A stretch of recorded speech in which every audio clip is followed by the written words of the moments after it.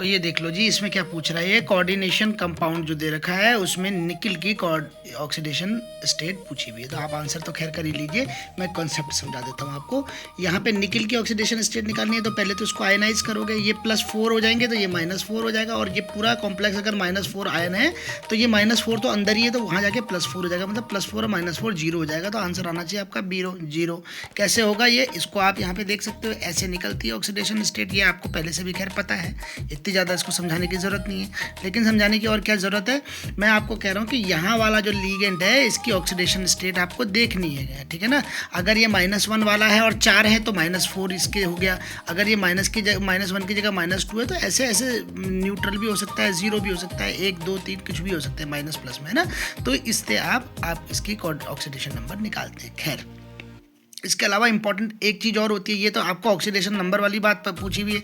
Oxidation number के अलावा दूसरी चीज़ आपको कोऑर्डिनेशन नंबर भी पूछ देते हैं कभी कभी। मान लो अगर निकल की कोऑर्डिनेशन नंबर पूछी होती तो इसके साथ कितने लीगेंड जुड़े हुए हैं, 4, और वो कितने हाथ वाले हैं, सिंगल हाथ वाले। अरे भाई ये कितना है, मोनोडेंटेड लीगेंड है ना, तो 4 मोनोडेंटेड लीगेंड का मतलब हो गया निकल की कोऑर्डिनेशन नंबर हो गए 4, ठीक है ना। अगर वही निकल के साथ 4 लोग 2 कोऑर्डिनेशन नंबर वाले हो जाते तो इसकी कोऑर्डिनेशन नंबर क्या हो जाती, 2 चको 8, ठीक है ना। तो निकल की कोऑर्डिनेशन नंबर 8 हो जाती, ठीक है। अगर ये 2 वाला कोऑर्डिनेशन नंबर वाला कोई आदमी होता, 2 वाला मतलब जैसे इथाइलिन डायमीन EN हो जाता है यहाँ पे, तब की बात कर रहा हूँ मैं, है ना। मैं ये नहीं कह रहा हूँ कि ये एग्जाम्पल है।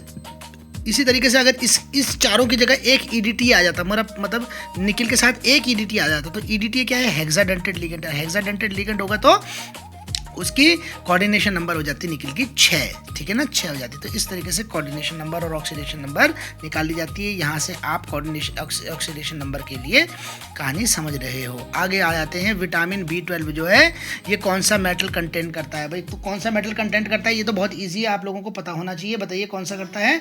तो ऑब्वियसली मिथाइल इसका नाम होता है, विटामिन B12 का नाम होता है मिथाइल कोबालामिन। तो कोबाल्ट इसमें मेटल होता है, ठीक है ना। तो पहले तो इसकी जानकारी आप यहाँ पे देख लो, ठीक है ना। और अगर कुछ छोटी मोटी बातें और बतानी हो तो देखो यहाँ पे देख सकते हैं कि मैग्नीशियम एक मेटल दे रखा है ना। तो मैग्नीशियम किस में होता है भाई, तो मैग्नीशियम होता है क्लोरोफिल में, है ना, ध्यान है ना, क्लोरोफिल में होता है।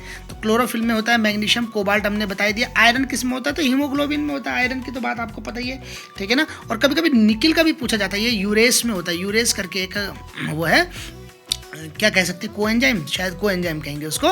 तो यूरेस करके कोएंजाइम है जिसपे ये होता है, ठीक है जी। ये बातें इंपॉर्टेंट है, तो एक तो ये बात याद रखनी है आपने। दूसरी बात, कभी कभी पूछा जाता है कि कोबाल्ट, विटामिन B12 में कोबाल्ट किस ऑक्सीडेशन स्टेट में होता है, तो थर्ड ऑक्सीडेशन स्टेज में होता है, मतलब +3 ऑक्सीडेशन स्टेट में होता है, याद रखना, ठीक है ना। और इसी तरीके से मैंने मैग्नीशियम पूछा, तो मैग्नीशियम किस ऑक्सीडेशन स्टेट में होता है, सेकंड +2 में। इसी तरीके से आयरन किस में होता है, तो आयरन भी +2 ऑक्सीडेशन स्टेट में होता है, किसमें, हीमोग्लोबिन में। किसमें भाई, हीमोग्लोबिन में। और कभी कभी एक क्वेश्चन और आया था कि हीमोग्लोबिन है ना हमारा, तो हीमोग्लोबिन तो ऑक्सीजन और कार्बन डाइऑक्साइड के साथ जुड़ता है, ठीक है ना। तो कार्बोक्सी हीमोग्लोबिन हो जाता है और ऑक्सी हीमोग्लोबिन हो जाता है। लेकिन कभी कभी क्या होता है, कार्बन मोनोऑक्साइड गैस से भी पॉइजनिंग होती है। मतलब अंगीठी अगर बंद कमरे में किसी के रख दी जाए तो उसके पास कार्बन मोनोऑक्साइड उसके हीमोग्लोबिन को ऑक्यूपाई कर देगा, तो वहाँ पे ऑक्सीजन क्या होता है, +2 से +3 ऑक्सीडेशन स्टेट में कन्वर्ट होता है। एक बात तो ये। दूसरी बात, अगर कभी किसी को क्या हो जाए, अगर किसी को कार्बन मोनोऑक्साइड की पॉइजनिंग हो जाए, बहुत इंपॉर्टेंट क्वेश्चन है, बार बार आ रखा है, तो उसको क्या देते हैं। अच्छा, ये इनके एक्सप्लेनेशन में नहीं मिलेगा, ये मेरा अपना तरीका है, ठीक है, पढ़ाने का। तो आप लोगों को भी ऐसे ही क्वेश्चन खोल करके चलने चाहिए, ठीक है। तो मेरा कहने का मतलब क्या है कि कभी किसी को CO की अगर पॉइजनिंग हो जाए, कार्बन मोनोऑक्साइड की, तो उसको क्या देते हैं, एक सोल्यूशन देते हैं जिसका नाम होता है क्या, कार्बोजन। क्या होता है, कार्बोजन। वो 95% उसमें ऑक्सीजन और केवल 5% कार्बन डाइऑक्साइड होती है, जो कि CO को, हीमोग्लोबिन को फ्री करके CO को हटाती है और उसकी जगह ऑक्सीजन को बैठाती है भाई।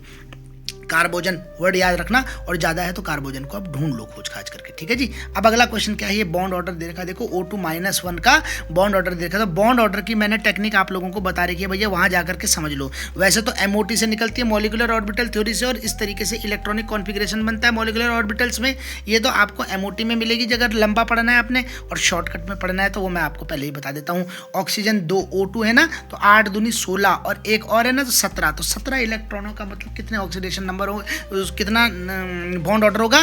तो देखो 14 में तो होता है कितना, 14 में होता है अरे भाई 14 में होता है 3। अगर N2 की बात कर रहे होते 7 दूनी 14 तो उसमें तो होता है 3। 15 नंबर अगर किसी का होता तो 2.5 मतलब 0.5 कम होता रहता है। तो 16 में 3 की जगह 2 हो जाता है, मतलब O2 अगर केवल O2 होता तो 2 हो जाता और O2 माइनस मतलब 17 तो ये डेड हो जाएगा। तो बॉन्ड ऑर्डर कितना होना है इसका, डेड होना है। ठीक है, बात समझ में आ गई आपको। डेड 17 है तो डेड, और -2 होता तो मतलब 18 हो जाता, तो 18 हो जाता तो 1 हो जाता। तो इस तरीके से 0.5 कम होता है। चाहे 14 से आप आगे की तरफ बढ़ो मतलब 15 16 17, या 14 से पीछे की तरफ घटो, कितना 14 से पीछे घटो कितना भला 14 से 13 करोगे तो क्या हो जाएगा, 3 की जगह 2.5 हो जाएगा। ठीक है ना, इसी तरीके से। और 8 तक अगर आपने देखना है 8 तक तो वहां पे क्या चलता है, बाबा चलता है। बाबा मतलब जैसे इन्होंने अभी बताया बॉन्डिंग एंटी बॉन्डिंग के अंदर, तो बाबा चलता है कहाँ, 8 तक। ठीक है जी, आगे बढ़ते हैं। अब यहाँ पे देखो कौन सा आइसोटोप रेडियो एक्टिव है, तो भाई रेडियो एक्टिव तो ट्राइटियम होता है, ये तो आपको पहले से भी पता है। ट्राइटियम क्या है, इसका नाम है प्रोटियम, ड्यूटेरियम और ट्राइटियम। ड्यूटेरियम कहाँ यूज होता है, मंदक के रूप में होता है भाई न्यूक्लियर रिएक्टर्स में, और ये ट्राइटियम है, ट्राइटियम। ठीक है ना, तो ये क्या होता है आपका रेडियो एक्टिव की तरह यूज होता है भाई। इतनी बात तो आपको ध्यान रखनी ही है इसमें। ठीक है, अगला क्वेश्चन देखिए।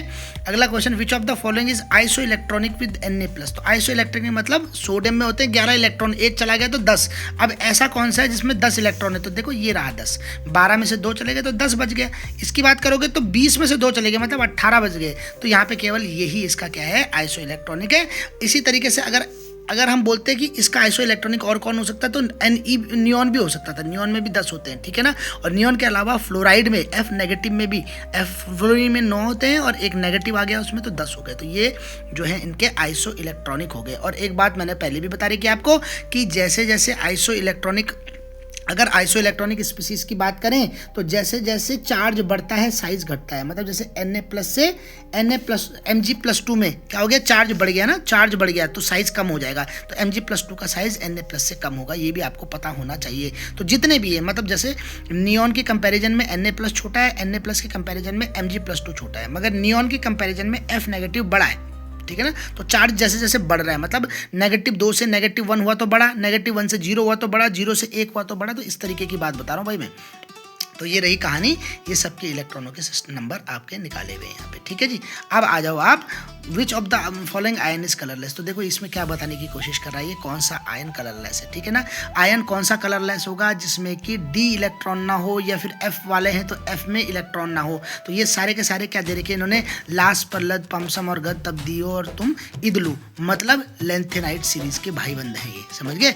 लेंथेनाइट सीरीज में 2 ही लोग ऐसे हैं जो कलरलेस हैं, एक ला और एक लू। कौन, ला +3 और लू +3। तो ला ऑफमियम +3 में क्या होता है, DS2 के 2 और D1 का 1, तीनों इलेक्ट्रॉन निकल जाते हैं। तो बचता क्या है, कोई भी अनपेयर्ड इलेक्ट्रॉन नहीं बचता है। इसी तरीके से लू, ठीक है ना, लूटिनियम जो भी नाम है उसका, तो लू में क्या होता है, उसमें ये F ऑर्बिटल जो 4F ऑर्बिटल होता है वो कंप्लीटली फिल्ड हो जाता है। तो वहाँ पे भी कोई अनपेयर्ड इलेक्ट्रॉन नहीं बचता। और इसमें कोई भी मतलब F 0 हो जाता है तो यहाँ पे भी कोई अनपेयर्ड इलेक्ट्रॉन नहीं बचता। तो इसलिए ये दोनों